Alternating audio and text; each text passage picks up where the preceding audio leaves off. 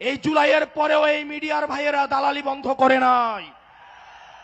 সময় television, ৭১ television, DBC আবার দালালি শুরু করে দিয়েছে। আল্লাহ সাক্ষী, আমি সাক্ষী, আমি দেখেছি এজেন্সি যে রিপোর্ট লিখে দেয় ডিবিসি ৭১, সময় টিভি, সেই রিপোর্ট তারা পাবলিশ করে।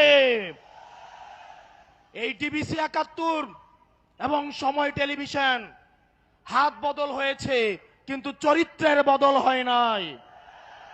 আপনাদেরকে আবারও জনগণের কাঠগড়ায় দাঁড় করাবো ইনশাল্লাহ। এই মিডিয়া শুধু প্রশ্ন, দুনিয়ার যত প্রশ্ন, দুনিয়ার যত সমস্যা, আমাদের ইনকাম কি, আমাদের চলাফেরা কোন জায়গা থেকে আসে, আমাদের শার্ট কোন জায়গা থেকে কিনি, রাজনৈতিক কর্মসূচি কিভাবে হয়, দুনিয়ার সকল প্রশ্ন আমাদের জন্য।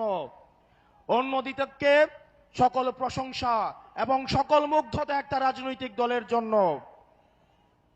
এর পরবর্তী বিপ্লব হবে এই মিডিয়া এবং প্রশাসনের বিরুদ্ধে বিপ্লব।